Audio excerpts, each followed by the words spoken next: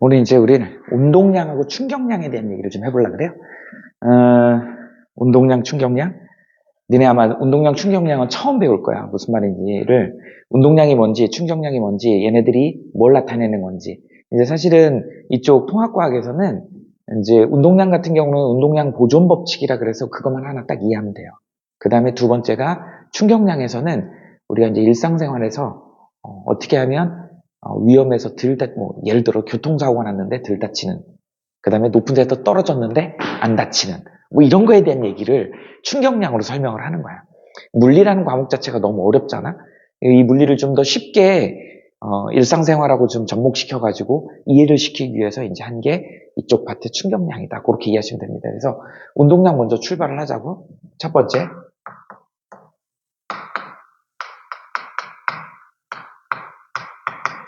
운동량은 영어로 모멘텀이라 그래. 모멘텀 들어봤을 거야.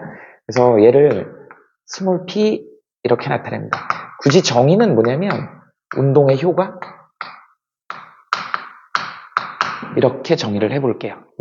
운동의 효과 이렇게. 이걸 우리는 운동량이라고 얘기를 한다. 운동량을 우리가 이제 공식으로 표현하면 MV 이렇게.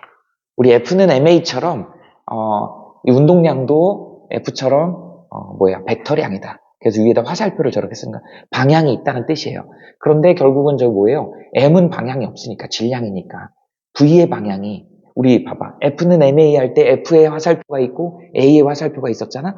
그러니까 힘의 방향이 가속도 방향이었어. 그죠? 얘는 속도의 방향이 운동량의 방향이 되는 거야. 화살표가 양쪽에 있으니까. 단위는 어떻게 되겠니? 얘가 질량은 킬로그램이고요. 우리 이제 얘 미터 퍼 세크라는 거 알죠? 그래서 유도량, 기본량하고 유도량으로 이렇게 구성이 되어 있다. 그래서 이 운동량, 운동의 효과. 선생님이 이 운동량을 표현할 때 많이 예시를 드는 게 이걸로 예시를 많이 듭니다. 볼링. 그죠? 볼링. 선생님은 볼링을 뭐 이렇게 즐겨 치거나 동호회에 들어가지고 막 이렇게 하진 않는데 요새는 이제 볼링장에 가면 이렇게 맥주 같은 것도 마시면서 막 치킨 같은 것도 주문해가지고 먹으면서 뭐 볼링도 치고 막 그런 경우가 있어요. 그래서 우리 이제 선생님들하고 같이 회식하거나 그러면 팀을 나눠. 그래서 뭐 국어팀, 수학팀, 과학은 그냥 짬뽕팀이야. 그렇잖아요. 선생님들이 숫자가 많지 않으니까 과학, 사회 선생님 이렇게 해서 한 팀. 그래가지고 이제 원장 선생님이나 뭐 부원장 선생님들이 대장이 돼가지고 이제 팀 이제 경기를 하는 거야. 그러면 1차에서 고기랑 술 먹고 2차로 옮겨가는 과정에서 2차, 3차죠. 3차 돈 내는 거로 정하는 거야. 그거를 게임으로 정하는 거죠. 또 우리 또 승부욕이 강하잖아요. 무조건 게임하면 이겨야 되잖아. 그지? 선생님도 승부욕이 되게 강한 편이거든. 근데 선생님이 타고나기를 키는 이렇게 체구가 작은데 엄지손가락이 생각보다 굵습니다. 이게 엄지손가락이 너무 굵어갖고 이게 볼링장 가면 구멍에 맞는 구멍이 맞는 게 없어. 선생님도 좀 가벼운 걸로 좀 치고 싶은데 이게 무거운 거가 구멍이 좀 커요. 그래서 보통 하우스볼에 12파운드, 13파운드 정도가 제일 무거운 애들이 구멍에 맞아. 다른 애들은 엄지손가락 자체가 안 들어가. 그렇다고 이렇게 끼워갖고 이걸로 던질 수 없잖아. 이 세 개를 딱 끼워야 되잖아. 그래서 이제 어쩔 수 없이 무거운 걸 쓸 수밖에 없는 거야. 근데 이제 선생님이 물리를 가르치잖아요. 이 볼링의 핵심은 뭐다? 스트라이크죠. 스트라이크를 치려면 어떻게 하면 되는 거냐면 운동량이 커야 되는 거야. 자, 스트라이크 핵심은 뭐라고요? 운동의 효과니까 운동량이 커야 된다. 얘들아, 운동량이 크려면 어떻게 하면 되겠니? 질량이 크거나 속도가 빠르면 되는 거야. 그러니까 이제 선생님은 어쩔 수 없이 손가락 때문에 질량이 큰 걸 쓸 수밖에 없죠. 이렇게 된다. 근데 이제 우리는 물리 선생님이잖아. 역학적 에너지 보존을 알잖아요. 근데 중학교 때 배웠잖아. 역학적 에너지 보존 뭐죠? 높이 올라가면 올라갈수록 떨어지면서 바닥에 떨어지는 속도가 빨라지잖아. 그렇죠? 그러니까 어떻게 돼? 위치 에너지를 되게 높여야 되죠. 그러니까 이제 좀 무겁지만 공을 끼운 다음에 최대한 높이 올리는 거야. 그래서 바닥에 릴리즈 할 때 바닥에 딱 닿는 순간에 놓는 그 순간이 되게 중요해. 그때 놓게 되면 여기에 있는 위치 에너지, 포텐셜 에너지가 전부 뭘로? 운동 에너지로 바뀌어가지고 날아간다. 대신 선생님은 프로 선수가 아니기 때문에 그냥 스트레이트로 날려요. 그럼 이제 중요한 게 조준을 잘해야 돼. 1번 핀. 이렇게 1번, 2번, 3번 이런 식으로 돼 있기 때문에 무조건 1번 핀을 맞춰야지 확률이 높아진다. 그러면 공이 크기도 크지만 세게 던지기 때문에 맞으면 놀리지 마. 우장창창창창. 그래서 선생님 아마 볼링장 사장님이 싫어하는 손님 중에 하나일 거야. 핀이 깨질 것 같아. 그 정도로 세게 던져버려요. 그러니까 거의 스트라이크가 나요. 퍼펙트가 300점 만점이잖아. 선생님 보통 에버리지가 230 막 이렇게 나와. 230 정도 나오려면 어떻게 되는 줄 알아? 거의 다 스트라이크가 나와야 돼. 그리고 나머지 스페어 처리가 거의 다 돼야 되고. 그 정도면 에버리지가 한 230 정도 나오거든요. 그래서 압도적으로 선생님이 낀 팀은 이깁니다. 왜? 다음 술값을 안 내야 되잖아. 승부욕이 강하기 때문에. 근데 거기에 이렇게 역학이 들어있다. 볼링의 스트라이크를 치는 방법은 딱 두 가지다. 시계 그대로 나와 있죠. 질량을 키우거나 속도를 빠르게 하거나. 선생님, 프로 선수들은 훅이라는 기술을 넣던데요? 그렇잖아. 그 훅이라는 기술은 이제 이 사람들은 프로잖아. 프로니까 어떻게 돼요? 그 기나긴 경기를 해야 되기 때문에 선생님처럼 무식하게 힘을 계속 쓸 수가 없는 거잖아. 매 경기 안정적으로 스트라이크를 만들어야 되기 때문에 이 사람들은 물론 무거운 공도 쓰고요. 물론 세게도 던져. 능력자들이니까. 근데 이 사람들이 쓰는 그 기술, 훅이라는 기술은 뭐냐면 확률을 더 높인 거야. 왜? 선생님처럼 1번만 맞추면 가운데 스트레이트로 1번만 맞추잖아. 애매한 잘못 맞으면 정말 따닥 맞아가지고 잘못 맞으면 저쪽 끝에 두 개만 남는 스플릿이라 그러죠. 이런 현상이 일어나. 근데 프로 선수들은 1번하고 3번이나 1번하고 2번 포켓에다가 이렇게 휘어지게 해서 들어가게 만드는 거야. 그러면 처음 맞을 때 1번만 맞는 게 아니고 이 사람들은 1번, 3번이 맞는 거야. 그러면 핀 액션이 날 때 1번, 3번이 튕겨나가는 거야. 그러면 나머지 10개를 맞추는데 확률이 굉장히 높아지지. 그래서 스트라이크를 많이 만들 수 있는 거야. 그러니까 무식하게 선생님처럼 힘만 세게 막 이렇게 던지는 게 아니고 속도만 세게 하는 게 아니고 거기다 훅이라는 기술을 넣어서 안정적으로 10프레임까지 체력 보완해 가면서 이렇게 할 수 있는 거야. 선생님 같이 치면은 한 게임 치고 나면 그냥 녹초가 돼버려요. 너무 힘이 드니까 어떻게든 맞춰야 되니까 스트라이크를 내야 되니까 그런 거다. 우리가 이제 운동량을 설명하려고 하다 보니까 선생님이 볼링을 설명하게 된 거고요. 원래 운동량 보존 이게 나온 게 어디서 나온 거냐면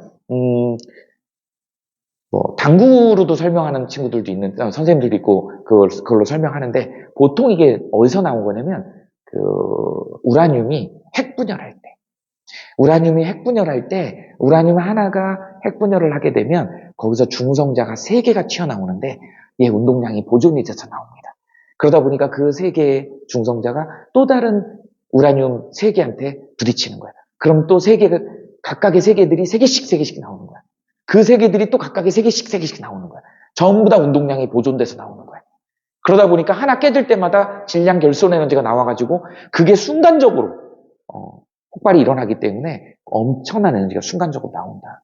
우린 거기서 이제 운동량 보존을 설명하기도 해요. 중성자가 운동량이 보존이 돼서 충돌을 하더라. 뭐 그런 얘기가 이제 운동량 보존에서 나오는 거예요. 그래서 어떻게 한다? M을 키우던지 된다 V를 키우던지. 참고로 훅이라는 기술은 휘어지게 만들어서 확률을 높이는 거지 이게 운동량하고 관련이 있는 건 아니다. 이렇게 이해하시면 됩니다. 자, 여기서 이제 중요한 게 뭐가 나오냐면 운동량 보존 법칙만 알면 돼요.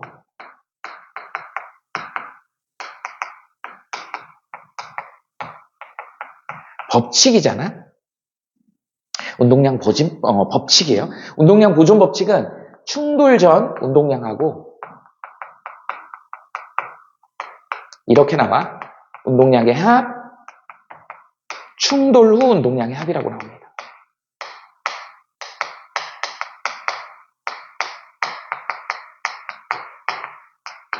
이게 같더라.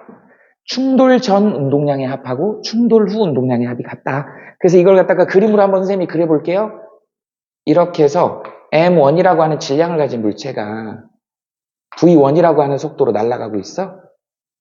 그 다음에 M2라는 물체가 V2라고 날아가고 있어. 그런데 우리가 이제 V1이 V2보다 크다고 해봅시다. 그럼 얘가 가서 들이받아버리겠죠? 어느 순간에 들이받아버리겠죠? 이게 충돌 전이야. 충돌하고 나서 이제 어떻게 되는 거야? M1이 원래 속도보다는 좀 달라졌겠지. 충돌 후에 M2도 뭐 더 빨라지던지 달라졌겠죠. 이렇게. 그래서 선생님이 프라임으로 표현을 한 거야. 그러면 이걸 이제 식으로 쓰게 되면 어떻게 된다? 우리 운동량은 질량 곱하기 속력이죠. 운동량은 질량 곱하기 속력이죠. 충돌 후에 운동량의 합은 이렇게 되겠지. 이렇게 되더라. 그래서 이게 마치 공식처럼 나와 있는 거, 우린 이걸 운동량 보존 법칙이라고 얘기한다. 어떤 경우라도, 법칙은 어떤 경우라도 이게 성립이 돼야 되는 거잖아. 그래서 충돌 전 운동량의 합하고 충돌 후 운동량의 합은 같아야 되더라. 이 운동량 보존 법칙이다. 그래서 이제 물리다 보니까 이걸 수업하다 보면 학생들이 대부분 선생님 저기 그러면 운동량 보존 법칙을 한번 증명해 주세요라고 하는데 이거 증명은 별거 아니요. 그죠? 그냥 알아만 두세요. 왜 이게 운동량 보존 법칙이 됐냐면 사실은 얘는 제3법칙 알죠? 뉴턴의 운동 법칙 제3법칙 뭐니? 그렇죠. 작반이죠.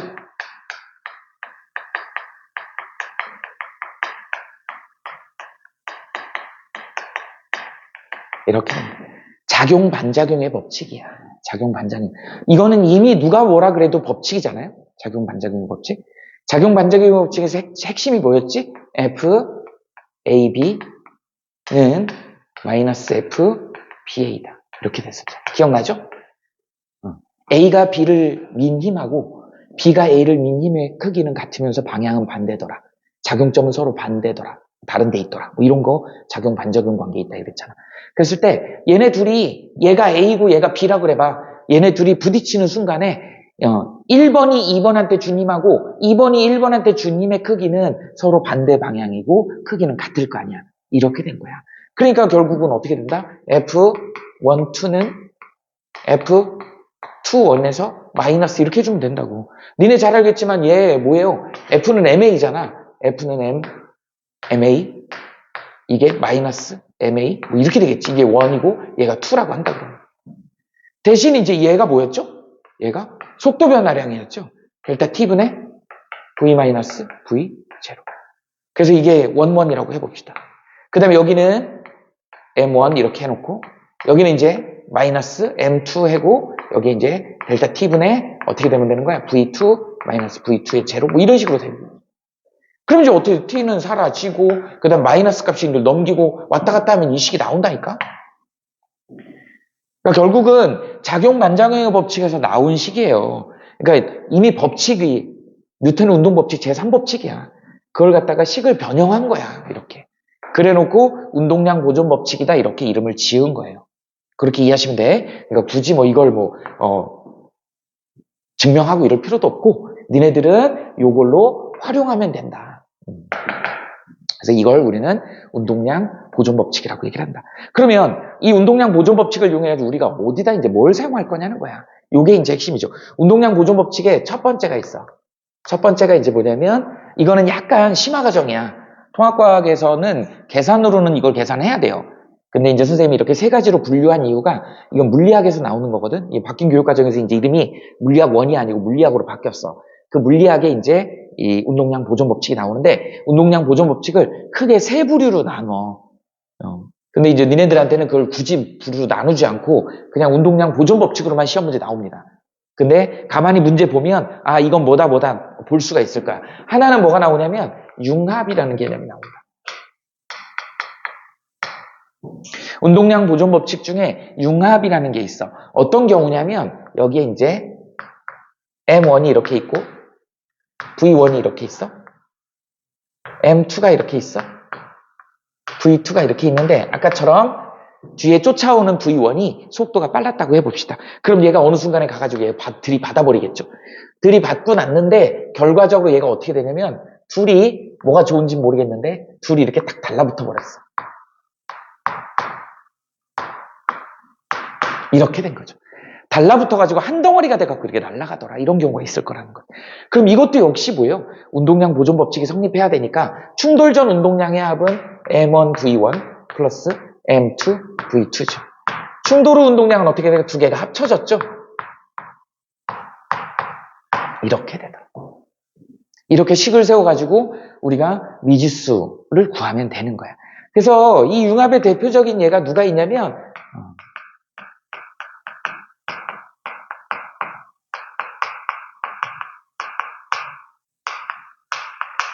총알 박힌 나무 토막. 이게 나옵니다. 우리 남학생들 이제 축하해. 조금 있으면 군대 가야 돼. 얼마 안 남았어요. 요새는 군대가 짧아져서 뭐 그렇게 걱정할 필요도 없는데. 군대 가면 선생님도 제일 무서웠던 데가 수류탄 던지는 때랑 사격할 때였던 것 같아. 그래서 지금은 어떤지 모르지만 선생님 때도 막 군대에서 폭행 같은 거 많이 없어질 그럴 시대였지만, 유일하게 그 구타가 허용되는 데가 사격장이에요. 여기는 잘못하면 사고 나니까. 되게, 무섭게 해요. 안 그러면 조금만 해도, 옛날에 그런 일 많았거든. 예비군 훈련장에서 예비군들한테 실탄 줬더니, 사탄 딱 하고, 장전 딱 하더니 뒤로 돌아가고 난사해갖고 난리 난 적도 있었어요. 근데 더군다나 요새 애들은 막, 이거 쏘는 게임 많이 했잖아. 그래서 무서워. 그러니까 그런 거 못하게 하려고, 거기서 구타가 허용이 돼서, 지금은 어떤지 모르겠어요. 지금은, 구타 안 때릴 것 같긴 한데, 그때는 막 거기서 때리기도 하고 무섭게 하고 막 그랬어. 좀 문제가 생기면 그냥 내려보냈어. 사격장이 보통 위에 있거든요. 내려보내. 안 그러면 사고 나니까. 그런 일. 나중에 기회 되면 내가 재밌는 얘기도 해줄게요. 그래서 이 총알, 진짜 사격장에서 총알이 날아다니는 소리를 들으면 진짜 저거 맞으면 죽겠구나 하는 생각이 드는 거야. 푹푹 소리가 나는데, 이게 유효사거리가 1.7km야. K2 소총 같은 경우는. 그래서 쏘면 1.7km, 1700m 바깥에서도 이게 철모가 관통이 돼요. 3km 바깥에서 맞잖아? 그럼 관통은 안 되는데 이게 찢어져. 찰과상을 입어요. 그 정도로 총알이 대단합니다. 그러니까 그 25m, 50m 그 사이에서 만약에 쐈다 그러면 그냥 죽지. 옛날에 뭐 그랬다며, 6.25 때인가 일제시대 때인가 총알이 아까워서 사람들 막 겹쳐가지고 4-5명씩 겹쳐서 한 발로 쏴서 죽이고 막 그랬대. 그 정도로 파워가 대단해. 그러니까 정말 무서워요. 그 총알의 속도가 엄청나게 보이지도 않지, 눈에. 이렇게 날아가더라는 거지. 그래서 실제로 총알이 조그마니까 그런데, 이거 맞으면은 어떨 것 같아? 안 맞아봐서 모르지. 선생님도 안 맞아봐서 모르는데, 맞아본 사람 얘기는 들었어요. 그러니까, 맞으면 총알이 조그마니까 이렇게 팡 뚫리면은 그냥 할 것 같잖아. 따끔할 것 같잖아. 그지? 절대 그렇지 않대요. 영화에서 그런 거 나오잖아. 막 전쟁하다가, 맞았어. 근데 지가 맞은지도 몰라. 뭔가 충격이 왔는데, 어디를 맞았는지 몰라요. 그래서 거의 이런 강목, 몽둥이 있지? 그런 걸로 맞은 것 같은 느낌이 돼요. 둔탁하게 맞은 느낌인데, 자기가 총을 어디 맞았는지를 모르는데, 너무 이 충격이 크니까, 아주 둔탁한 걸로 맞은 것 같은 느낌인데. 그래서 어디 맞았는지 전혀 모른대요. 그 정도로 아픈 거야. 그래서 속도가 너무 빠르다. 그래서 MV, 이 V를 측정하고 싶은 거야, 사실은. 이 V를. 근데 저 V를 측정하려면 뭘로 측정해야 되면, 니네는 본 적이 있을 거야. 총알 날아가는 거 본 적 있죠? TV에서? 그건 초고속 카메라로 찍은 거야. 근데 그 초고속 카메라가 되게 비싼 카메라예요. MBC나 KBS에 한두 대씩 있을 거야. 그거 빌리려면 아마 한 국장백 정도 있어야 되지 않을까? 그게 쉽지 않아요. 그리고 빌리려면 돈도 비싸고. 그러니까 우리가 일선 학교나 이런 데서 총알이 날아가는 속도를 측정하기라고 하는 건 되게 어렵다고요. 그래서 이제 얘를 측정하기 위해서 굵직한 나무 토막을 이렇게 갖다 놓는 거야. 그래갖고 여기다 가서 쏘는 거죠. 그러면 이제 얘가 어떻게 되는 거야? 충돌한 다음에 얘가 박히는 거죠. 이 상태로 나무 토막에 총알이 박힌 채로 이렇게 위의 식하고 똑같은 식이잖아요. 그래서 얘는 지금 정지 상태에 있었고, 그래서 이제 얘가 어떻게 되니? 충돌 전 운동량 MV, 충돌 전 운동량 M0겠죠? 정지니까. 이게 이제 어떻게 되는 거야? 뭐하고 같아야 되는 거야? 충돌 후하고 같아야 되니까 얘가 이제 융합이지. 두 개가 박힌 상태로 V'. 그러면 이제 얘가 박힌 상태로 가면 얘의 V'은 속도가 늦어지겠지. 그러니까 옛날에는 여기다가 타점 기록계 연결해서 느르륵 찍히는 걸로 속도를 측정했지만, 요새는 스마트폰 앱이 있어가지고요. 스마트폰으로 얘 날아가는 걸 촬영을 하면 속도가 그냥 나와요. 그래서 이거 측정할 수 있죠? 이거 두 개는 재면되지? 자, 얘는 재면되죠? 얘 재면되지? 그럼 얘 계산으로 구할 수 있는 거지. 그래서 우리가 초고속 카메라가 없기 때문에 저렇게 빠른 총알의 속도를 구하기 위해서 이런 실험을 통해 가지고 우리가 V라고 하는 속도를 계산으로 결정짓는다. 이게 총알 박힌 나무 토막이다. 굉장히 시험 문제로 많이 나오는 유형입니다. 이게 바로 융합이다. 그 다음에 두 번째 이제 충돌이에요. 충돌의 내용은 여러분들 요거 그대로 쓰세요. 운동량 보존 법칙의 내용을 그대로 그림까지 여기다 넣어놓으면 된다. 이게 충돌이다. 예시로는 뭐가 있을까요? 이제 관통이지. 사실은 선생님이 이렇게 예를 들었지만 보통 거의 대부분 나무토막이 아주 투툼하지 않는 한은 아마 뚫고 지나가 버릴 거야. 총알이 워낙 세기 때문에 뚫고 지나가 버립니다. 우리 영화 같은 데 보면 나오잖아요. 막 이렇게 총싸움 하면서 경찰하고 막 대치하면서 막 범인하고 막 싸우잖아. 근데 차 뒤에 숨잖아. 근데 차가 거의 다 관통될걸? 그죠? 대통령이 타는 차 뭐 이런 차 아니면은 일반 차들은 방탄이 안 되기 때문에 그냥 차체가 뚫려요. 그래서 차 뒤에 숨어도 그냥 관통됩니다. 잘못하면. 그러니까 차 뒤에 숨는다고 될 게 아니야. 그런 게. 그래서 관통.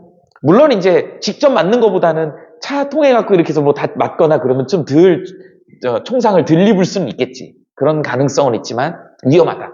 차 뒤에 숨는 거가 능사는 아니다. 어쨌든 뭐 그럼 숨기는 숨어야 되니까 숨는 거지만 크게 보호를 해주지는 못한다. 관통이에요. 그러니까 나무토막도 웬만큼 두툼한 거 아니면 그냥 관통돼 버린다고. 그래서 얘는 어떻게 되냐면 자, 총알이 엄청나게 빠른 속도로 지나갑니다. 그래서 여기 이제 나무토막을 이렇게 정지 상태로 놔뒀는데 여기에 이제 이렇게 부딪혔어. 그리고 났더니 어떤 결과가 나오냐면 나무토막이 여기 구멍이 뚫린 채로 얘가 V' 이렇게 날아가더라.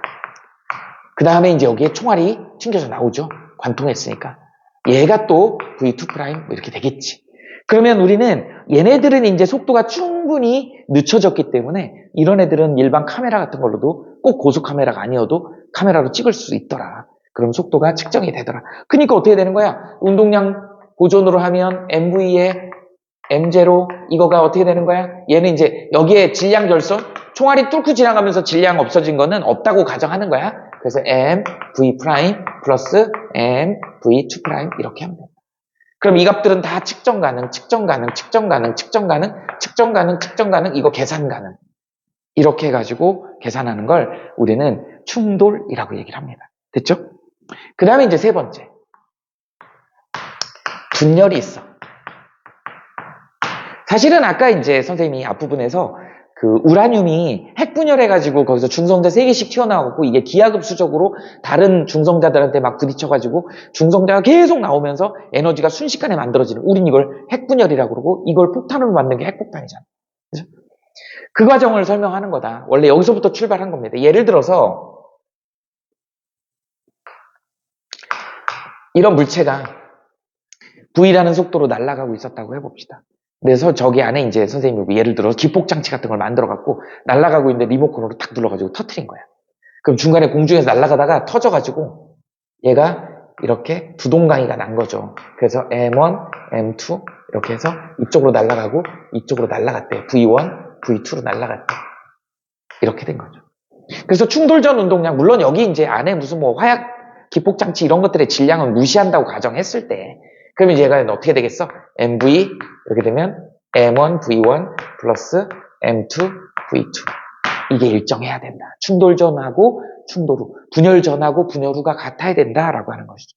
물론 이제 V1 V2는 방향은 뭐 오른쪽을 플러스라고 하면 왼쪽을 마이너스라고 해주시면 돼요. 뭐 이렇게 설명하면 된다. 이걸 우리는 운동량 보존 법칙이라고 한다. 여러분들이 이제 운동량 쪽에서는 이 운동량 보존 법칙만 정확히 이해하면 된다. 그래서 이걸 이용해가지고 문제 푸는 게 거의 대다수다. 이렇게 이해하시면 됩니다. 일단 여기까지. 자, 이번에는 두 번째. 충격량에 대한 얘기를 해봅시다.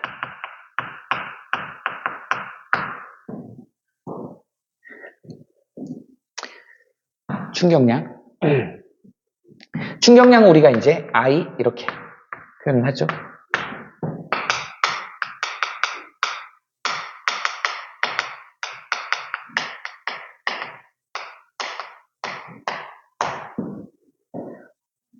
충돌 시 힘의 효과다 이렇게 얘기합니다. impulse라 그래, impulse. 그래서 I라고 표현을 하는데 우리가 이제 충격량 그러면 I를 우리 이제 F 곱하기 델타 T 이렇게 합니다.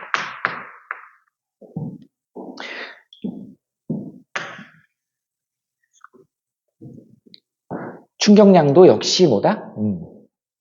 벡터량이다. 그래서 힘의 방향하고 충격량의 방향이 같다. 화살표가 똑같으니까. 근데 우리 이제 우리 단위를 쓰게 되면 이렇게 쓸 수 있겠죠? F는 우리 유도량이잖아. 그래서 뉴턴이라고 쓰잖아요. 그 다음에 이제 또 뭐죠? 시간. 시간은 우리 이제 기본량으로 초를 쓰잖아. 그래서 NS 이렇게 쓴다. 여러분들이 이제 I는 F 곱하기 델타 T다 이렇게 쓰는데 사실은 이 공식 자체는 물론 이제 그래프로도 나오긴 하지만 이 공식으로는 뭐 쓸 수 있는 거가 한 100% 중에 문제 100% 중에 한 20%? 20%. 충격량에서 더 중요한 게 있다. 근데 F는 뭐죠? MA. 여기다가 그대로 선생님이 MA를 한번 대입해 볼게. 충격량은 F는 MA라고 쓰고 델타 T라고 쓸 거야. 그리고 얘 M 대신 이제 A 대신에 우리 시간 변화량분의 속도 변화량 기억나죠? 이렇게 쓰니까 델타 T가 자연스럽게 사라지죠. 그 예쁘게 얘 정리하면 어떻게 되겠니? MV에 마이너스 MV에 제로 이렇게 나오잖아. 이거 뭐죠? P죠? 운동량이지? 이거 뭐죠? 처음 운동량 P0죠? 이거 어떻게 나타낼 수 있어? 델타 P더라. 이렇게 돼. 우린 그래서 얘를 뭐라 그래요? 운동량 변화량이라고 얘기를 해요.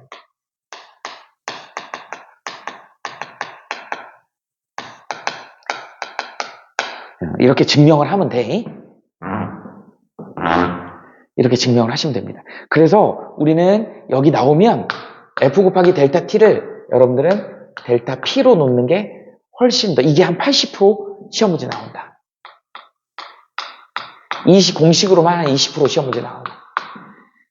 그러니까 뭐가 더 중요하다? 충격량 그러면 바로 뭐라고 튀어나와야 돼? 운동량 변화량이다.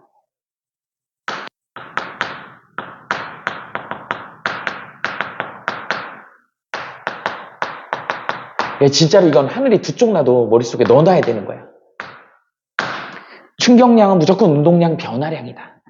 그래서 그래프를 주거나 뭐를 주거나 항상 충격량 문제가 나오면 운동량 변화량으로 계산할 생각을 하셔야 돼요. 이렇게 된다. 그러다 보니까 여기 이제 I는 F 곱하기 델타 T인데요. 이게 이제 뭐라 그랬어? 운동량 변화량이라고 이렇게 주어졌기 때문에 이 식을 가지고 그래프로 가끔 문제를 묻는 문제들도 나온다. 그래서 여러분들 이것도 좀 알아둬야 된다. 그래서 이제 여기 뭐 예를 들어서 그래프가 이렇게 주어졌는데 Y축이 운동량으로 주어졌어. 그 다음에 X축이 뭘로 주어졌어? 시간으로 주어졌어. 근데 그래프가 예를 들어서 이런 식으로 나왔다고 해봅시다. 이런 식으로 나왔다고 해봐. 이 식을 보면 우리 대표적으로 뭐예요? Y는 AX 그래프하고 똑같은 식이라고 본다 그러면 이 A가 뭐예요? 기울기잖아요. 그러니까 지금 여기 Y축이 운동량이고 X축이 시간이라고 한다 그러면 이 F가 뭐가 되는 거야? 기울기가 되는 거지.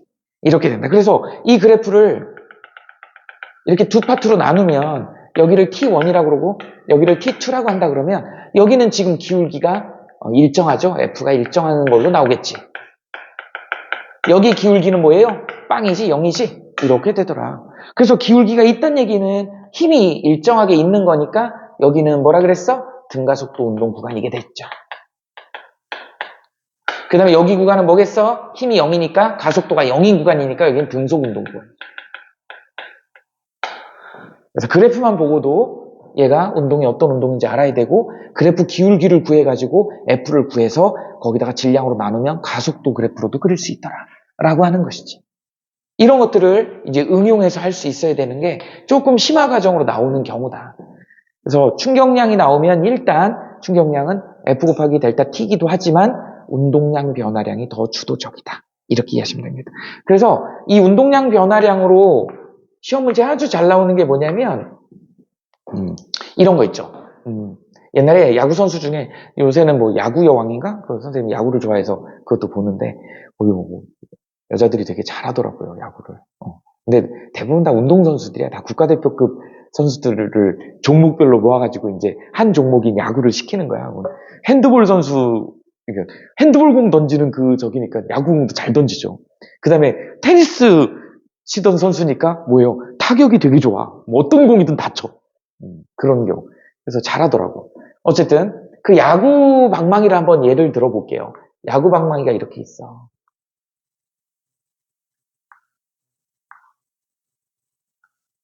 야구방망이 이렇게 있는데 야구공이 이렇게 있습니다. 야구공이 보통 한 0.2kg, 200g 정도 한다 그래봐 얘가 이쪽으로 어떻게 돼요?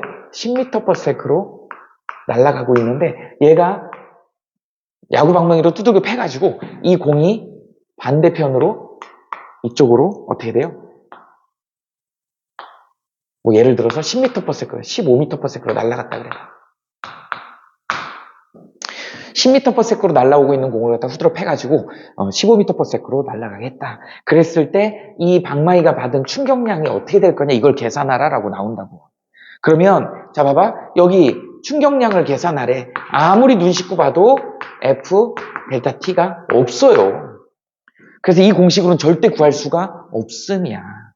여기 F 없잖아. 시간도 없잖아. 이거 어떻게 구해요? 근데 얘를 변형하면 뭐라고? 델타 P라고. 운동량 변화량이네. 운동량 변화량을 예쁘게 쓰면 나중 운동량에서 처음 운동량을 빼는 거라고요. 빼는 거다. 그러니까 나중 운동량이 얘잖아.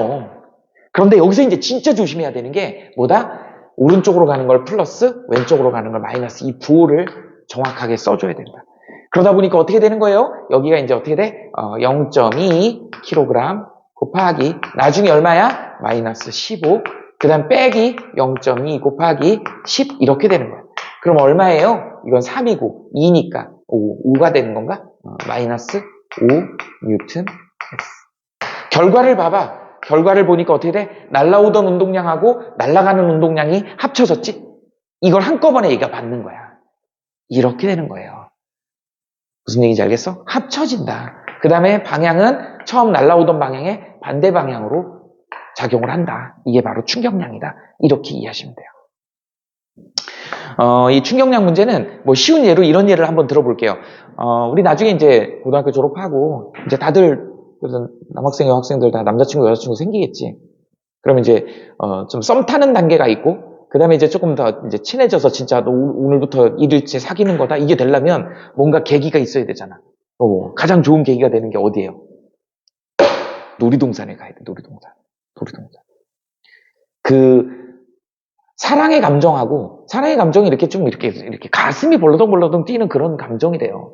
도파민, 세로토닌 뭐 그런 호르몬 때문에 그렇게 가슴 띵이 생기는 거고 그런 것 때문에 이제 좋아하게 되고 그런 감정을 사랑의 감정이라고 생각한대요. 근데 그게 이제 더 극대화될 수 있는 데가 이제 놀이동산 가가지고 좀 무서운 놀이기구를 타면 그것도 같이 공유하면서 타는 거잖아. 같이 가슴 떨림을 느끼는 거죠. 그러면서 서로 상대방을 쳐다보면 내가 얘를 좋아하나? 뭐 이런 느낌이 들 수 있다라는 거죠. 그래서 더 친밀해진대요. 그래서 무조건 그럼 이제 가서 이제 무서우니까 손도 잡고 막 그러면서 이제 좋아지게 되는 거야. 그래서 무조건 조금 썸을 타고 좀 마음에 든다. 그래서 내가 내 남자친구를 만들어야 되겠다. 내 여자친구를 만들어야 되겠다. 그럼 무조건 어디를 가야 돼? 놀이동산을 가야 돼. 여기서 뭐 저기 서울랜드, 뭐 에버랜드 이런 데 가기는 너무 머니까 어디 가야 돼? 월미도공원을 가면 돼.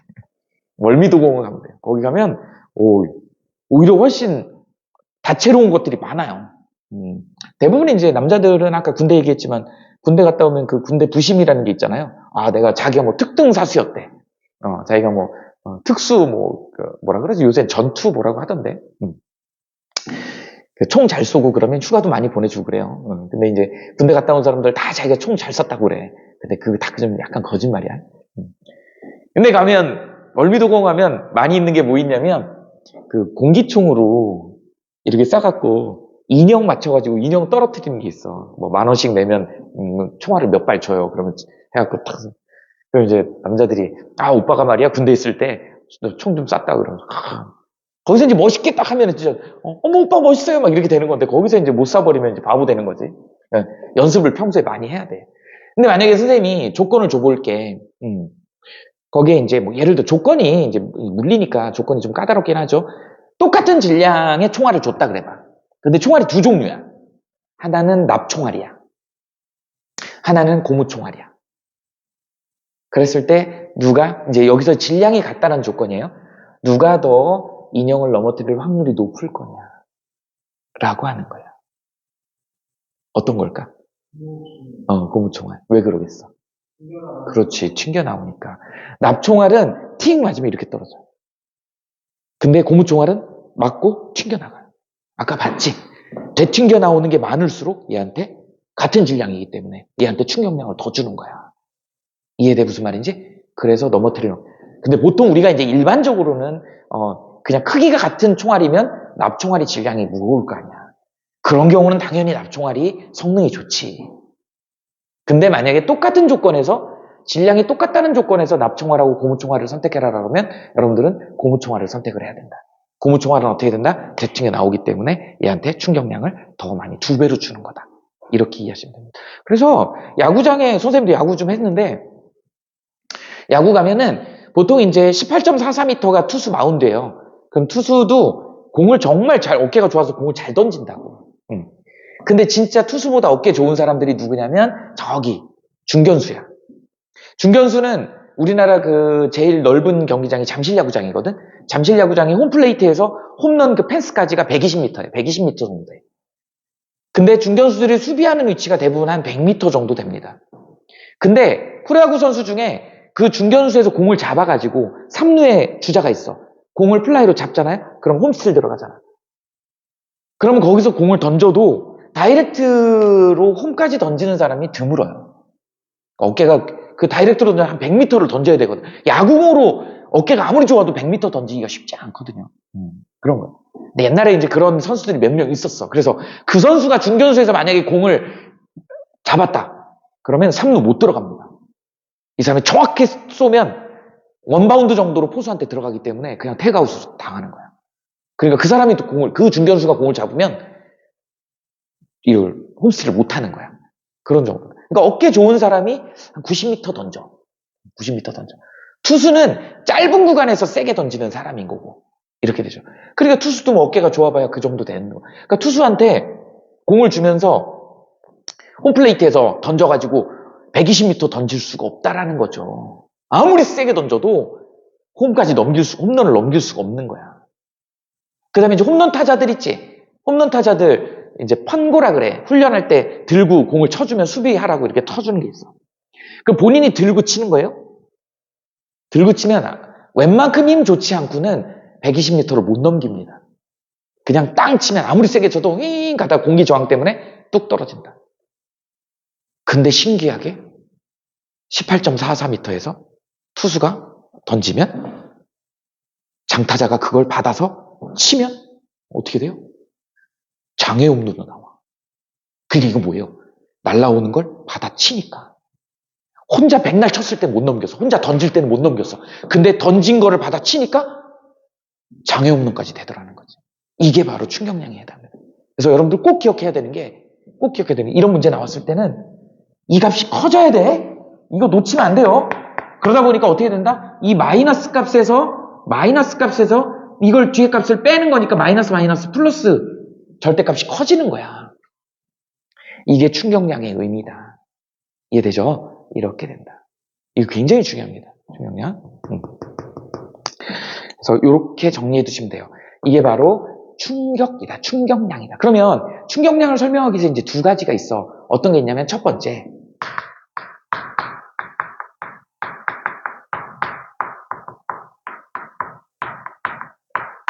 충격량이 일정한 경우죠.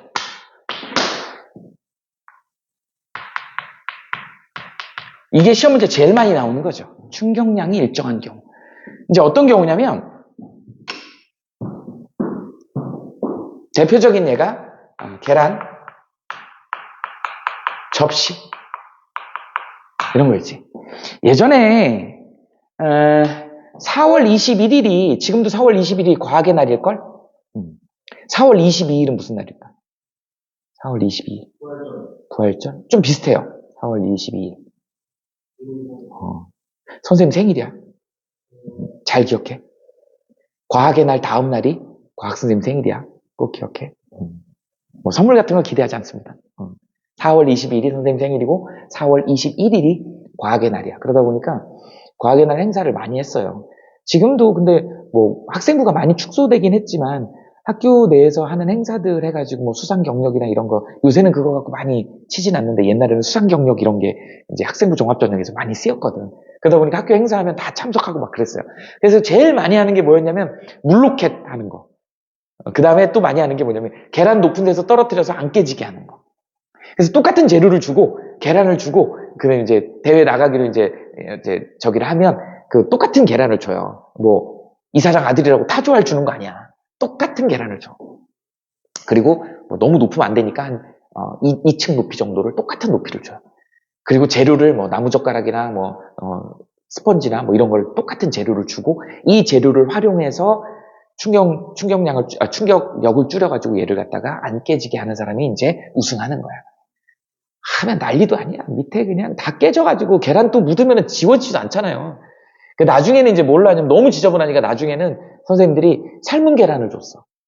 그 삶은 계란을 줘갖고 이제 금 가거나 이렇게 깨지면 지는 걸로. 그래서 전혀 금이 안 가고 이제 이렇게 하면 너무 지저분하니까. 이제 어쨌든 그런 실험을 했다고요.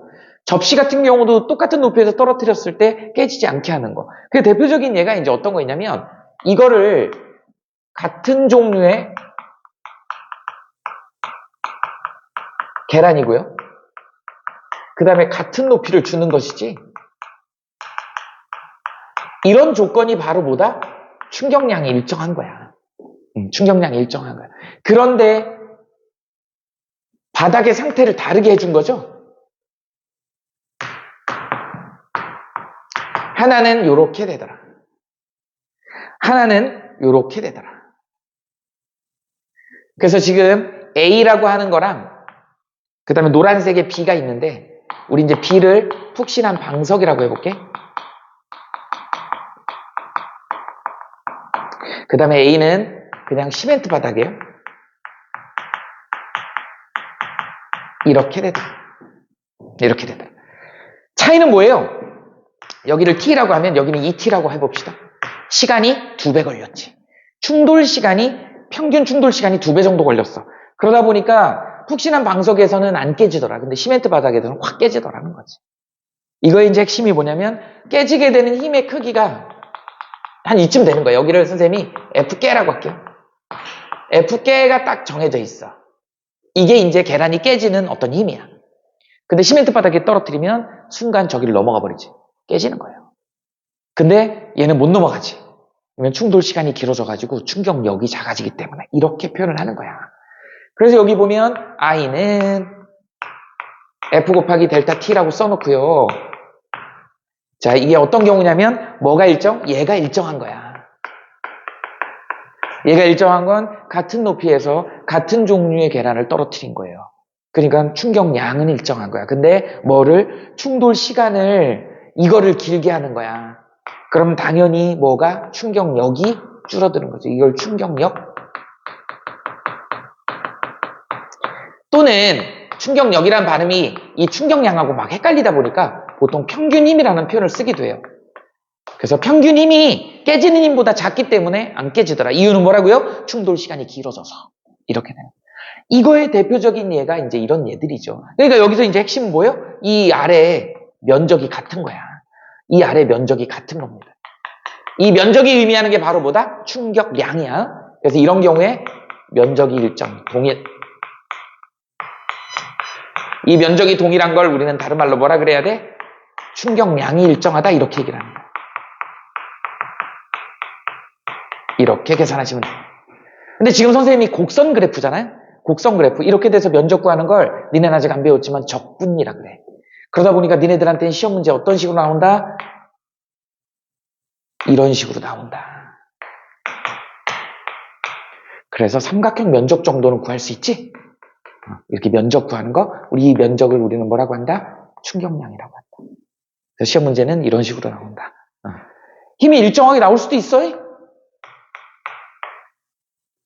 시간대별로 뭐 예를 들어서 힘을 일정하게 이런 식으로 T1, T2, F 이렇게 나오면 여러분들은 뭐 하면 돼? T1까지의 면적이 충격량이고 T1에서 T2 사이에 받은 충격량은 이 면적을 의미한다. 그래서 면적 구할 수 있으면 되는 거다. 이렇게 이해하시면 됩니다. 이게 바로 충격량이 일정한 경우다.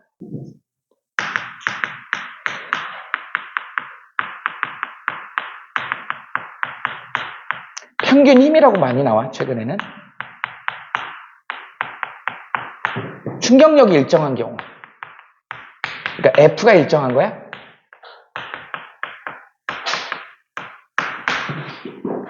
결론부터 얘기하면 어떻게 되는 거니? I는 F 곱하기 델타 T 이렇게 되는데 지금 뭐가 일정하다고? 이게 일정하다고. 이게 일정하면 어떻게 돼? 이제 힘을 주는 시간이 길어지면 이게 커지는 거야. 그래서 멀리 나가는 거다. 이렇게 생각하시면 됩니다. 그래서 우리 대표적으로 예시가 나오는 게 우리 빨대에다가 휴지를 물에 뭉쳐가지고요.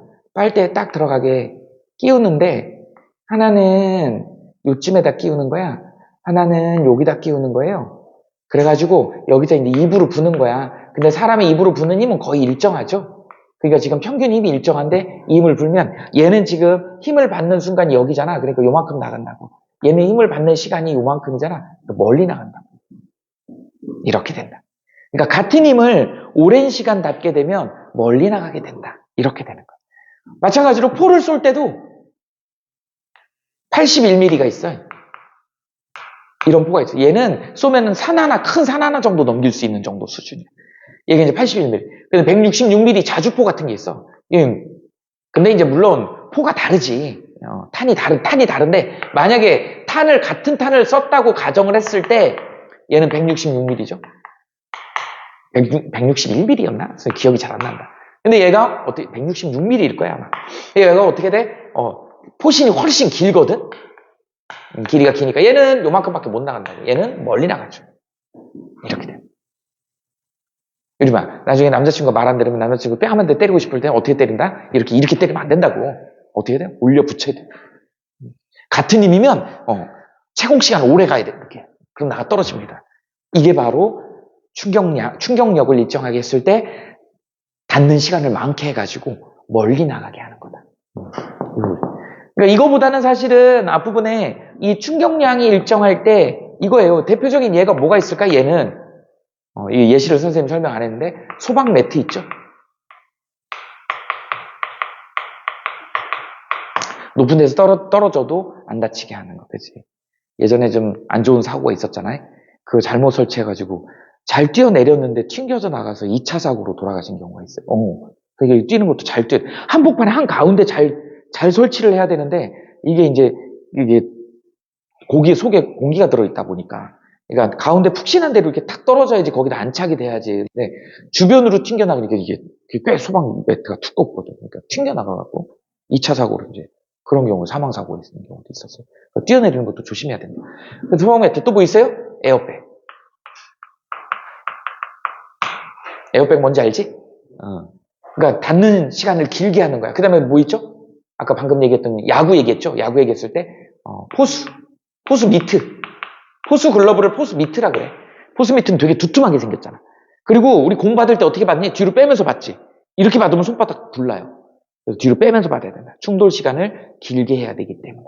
이런 것들이. 근데 여기 이제 에어백이 안전에 관련된 거잖아. 충돌 시간을 길게 해. 선생님이 위에서 점프해갖고 뛰어내렸다 그러면 이렇게 뛰어내리면 어떻게 되겠어? 무릎에 지금 찌릿찌릿해요. 근데 선생님이 이 통증을 덜하게 하려면 어떻게 해야 돼? 닿는 시간을 길게 하면 무릎에, 그죠? 충격량은 똑같아. 어차피 선생님 체중도 있고 높이가 똑같기 때문에 충격량은 똑같지만 무릎에 받는 충격력은 작게 작용하는 거야. 그래서 무릎이 보호가 되는 거다.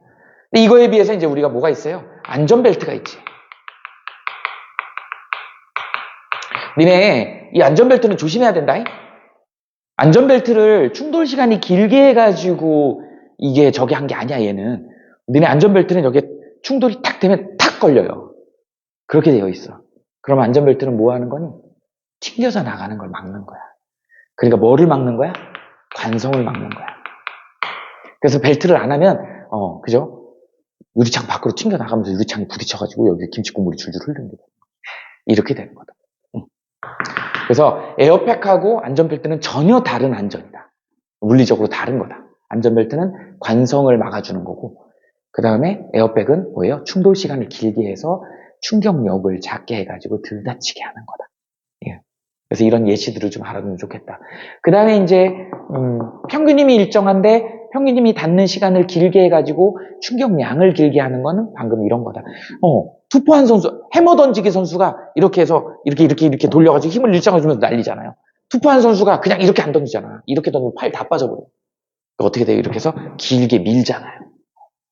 그래서 닿는 시간을 많게 해가지고 멀리 나가게끔 하는 거. 이걸 갖다가 우리는 뭐라 그런다?